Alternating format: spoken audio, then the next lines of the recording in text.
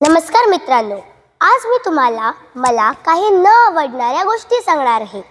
मला खूप गोष्टी आवडत नाही. मला माझा अभ्यास आवडत नाही. मला रोज पुस्तक उघडणं, वही भरून काढणं हे सगळं मला कंटाळवाणं वाटतं. मला प्रदूषण आवडत नाही, पण स्वच्छता ठेवायची जबाबदारी घ्यायला आपणच तयार नसतो. मला पर्यावरणावर होणारे अत्याचार आवडत नाही, पण झाड तोडताना आपण डोळे बंद करतो. मला मोबाईल वापरायला न देणं आवडत नाही.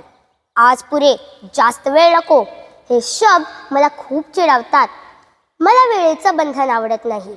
लवकर उठणं, लवकर झोपणं हे सगळं मला अनावश्यक वाटतं. मला शिस्त आवडत नाही. नियम, मर्यादा, बंधन हे शब्द मला जड वाटतात. मित्रांनो, कधी कधी वाटतं आपल्या आयुष्यात इतकं नको नको का? आपण लहान आहोत म्हणून आपल्याला सगळ्या गोष्टी लगेच कळत नाही. जेव्हा कोणी नको म्हणतं तेव्हा आपल्याला वाटतं आपलं कोणी ऐकतच नाही. मला वाटायचं माझं जे मनाला येईल ते मी करावं. हवं तेवढं खेळावं, हवं तेवढा मोबाईल पाहावा आणि अभ्यास नकोच वाटायचा. पण आता समजतंय, आपण चुकू नये म्हणून कोणीतरी आपल्याला वेळेवर थांबवत असत. मित्रांनो, जेव्हा आपण रडतो तेव्हा कोणीतरी आपल्या डोळ्यातले अश्रू पहिल्यांदा पुसतं. आपण आजारी पडलो तर कोणीतरी रात्रभर जागं राहतं. आपल्याला ताप आला तर त्याला झोप लागत नाही. आपण हसलो तर तिलाच आनंद होतो आणि आपण दुखावलो तर तिलाच जास्त त्रास होतो. पण ती कधी म्हणत नाही मला त्रास होतोय. ती फक्त म्हणते तू ठीक आहेस ना. मित्रांनो, कधी कधी वाटतं आपण सगळं एकटंच करू शकतो. आपण मोठं झालोय असं वाटतं.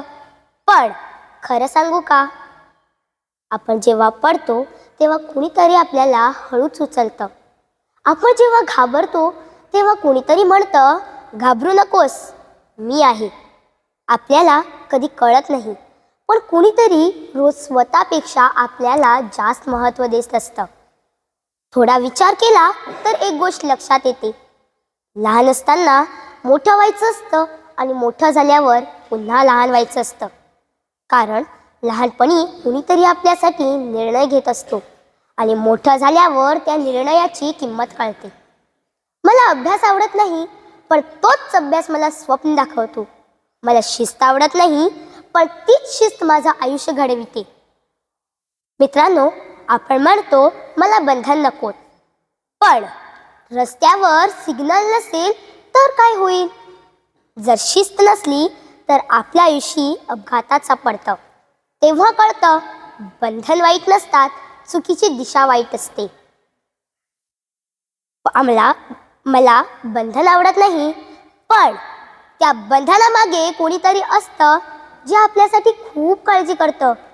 कोणीतरी स्वतःच्या इच्छावर पाणी सोडून आपलं भविष्य जपण्याचा प्रयत्न करत असतो. आणि गंमत म्हणजे ज्याच्यावर आपण सगळ्यात जास्त राग करतो तीच व्यक्ती आपल्यावर सगळ्यात जास्त प्रेम करत असते. मित्रांनो, या सगळ्या नको म्हणणाऱ्या गोष्टी एकाच व्यक्तीकडून येतात. ती व्यक्ती जिचं आयुष्य आपल्यासाठी थांबतं. ती व्यक्ती जिच्या स्वप्नांची जागा आपल्या स्वप्नांनी घेतलेली असते. आज मी शेवटी त्या व्यक्तीचं नाव सांगते. ती व्यक्ती म्हणजे माझी आई. हो मित्रांनो, माझी आई. मला तिचं अभ्यासाबद्दल बोलणं न आवडायचं. मला तिचं मोबाईलवर बंधन घालणं न आवडायचं. मला तिचं काळजीपोटी ओरडणं न आवडायचं. पण आता समजतंय, ती ओरडत नव्हती, ती भीती होती माझ्या आयुष्याबद्दलची. तो राग नव्हता, ते प्रेम होतं. तो कडकपणा नव्हता, तो त्याग होता. मित्रांनो, आई कधी सांगत नाही की तिला त्रास होतो. ती फक्त सहन करते आणि हसत राहते.